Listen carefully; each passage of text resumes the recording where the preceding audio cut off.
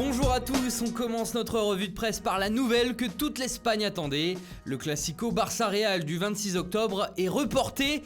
Alors même si rien n'est encore officiel et qu'aucune date n'a encore été trouvée, c'est toute la presse ibérique qui l'annonce en chœur. Aplazado, reporté en français à la une de Mundo Deportivo, Sport et AS. Une tendance se dégage tout de même, la rencontre devrait voir le jour en décembre, soit le 7, soit le 18. Sur fond de jeu politique, c'est une petite guerre que se livre la Fédération espagnole, la Ligue de football et le gouvernement. Tout ça pour une rencontre de football. En Italie, c'est Massimiliano Allegri qui s'affiche aujourd'hui à la première page de Tuttosport. L'ex-coach de la Juventus, désormais à la recherche d'un nouveau challenge, pourrait bien faire un cadeau de 60 millions d'euros à son ancien club, si les calculs du journal sont bons. En effet, en s'engageant avec Manchester United, comme cela est pressenti, puis en prenant Mandzukic et Emre Can avec lui au mercato d'hiver, les Bianconeri pourraient se régaler sur les salaires économisés et l'argent encaissé de ces transferts. Mais attention, Allegri est encore loin de Manchester United, tout simplement parce que Ole Gunnar Solskjaer est encore loin de quitter les Red Devils. Le Sun donne d'ailleurs pour l'occasion 3 raisons de garder le coach norvégien, malgré la 12e position du club au classement de la Première Ligue. 1. Il ramène de la discipline au sein du vestiaire. 2. Il connaît et respecte l'histoire du club. 3. Il n'hésite pas à faire appel aux jeunes pépites de United.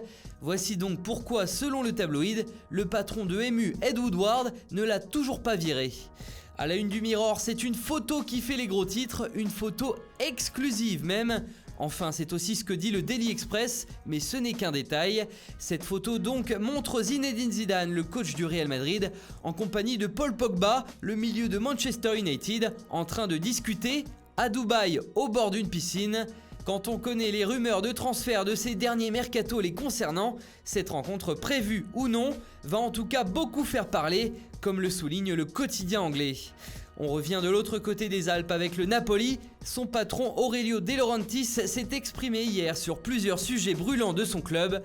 Ancelotti pourrait rester 10 ans sur le banc, a-t-il notamment lâché. Mais ce qui retient notre attention aujourd'hui encore plus, c'est cette phrase sur son défenseur Kalidou Koulibaly. « Un jour je devrais le vendre », déclare-t-il. Sachant que la cote du Sénégalais est immense, c'est un mercato de folie que s'apprêtent à vivre les Napolitains.